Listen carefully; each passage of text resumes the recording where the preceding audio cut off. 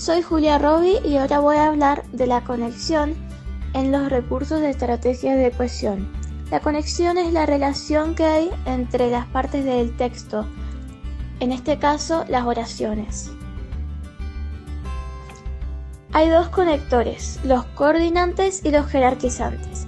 Los coordinantes se dividen en copulativos, como un ejemplo podría ser: tengo 5 bananas y no solo eso, también 5 frutillas.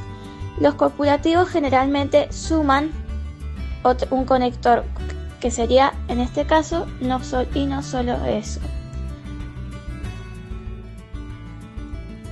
El segundo conector es disyuntivo. Como un ejemplo podría ser: el hermano de Pepe tiene un hijo, es decir, es padre. También están los adversativos, que indican adversidad. Un ejemplo podría ser: tengo muchos dulces, sin embargo, no puedo comerlos hasta después de almorzar. Sin embargo, en este caso, indica adversidad. Otro ejemplo de coordinantes sería consecutivos. En este caso, consecutivos te indica consecuencia. Como por ejemplo, una oración podría ser: comí muchos dulces, por lo tanto, me duele la panza. En este caso, por lo tanto, indica consecuencia de que si comes muchos dulces, te puede doler la panza.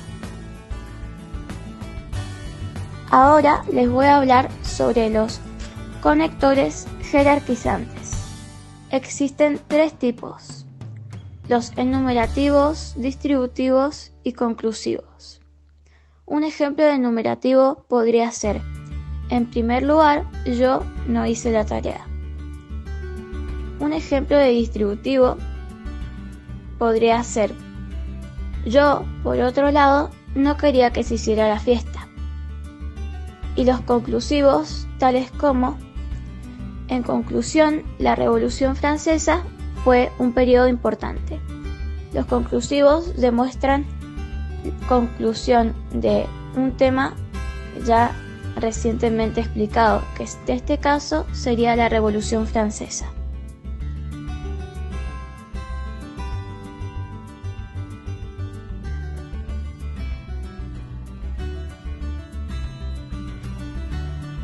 Una parte de la estrategia de cohesión son los pronombres, los cuales son los demostrativos, que son palabras que se usan para aludir a un sujeto sin tener que mencionarlo. Permiten indicar distancia o cercanía con respecto al emisor. Por ejemplo, eso, esa, ese, este, esto, aquel, aquello, allí, aquí. Otros son los posesivos, que son aquellos que reemplazan al sustantivo e indican la pertenencia al sujeto. Por ejemplo, mi, mío, tuyo, suyo, nuestro. Después, el indefinido. Son aquellos que se utilizan para reemplazar a un sujeto indeterminado que afecta al predicado.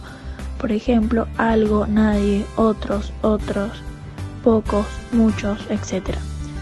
Los relativos, que se refieren a una palabra procedente que se llama antecedente. Los pronombres relativos son qué, quién, el qué, el cual, lo que y lo cual. Por otro lado, los enfáticos, que son aquellos que disponen de un tono exclamativo o interrogativo. Por ejemplo, cuándo, quién, dónde, cuánto, cuál, cómo. Los pronombres definidos, que se utiliza para hacer referencia a un objeto o una persona conocida por todos. Como por ejemplo, el coche está roto, el coche del que hablábamos es un sujeto determinado y conocido. También por otro lado está la elipsis, que es omitir. Por ejemplo, yo como torta y mi tía también. La sinonimia, que es una palabra por palabra. Por ejemplo, el perro se escapó de su casa, 2 horas después el animal fue encontrado. Cambia el perro por animal. La paráfrasis es palabra por frase. Por ejemplo, ten cuidado de no golpearte la mano con un martillo, esta herramienta es algo peligrosa. Cambia la primera frase por la segunda y cambia la palabra.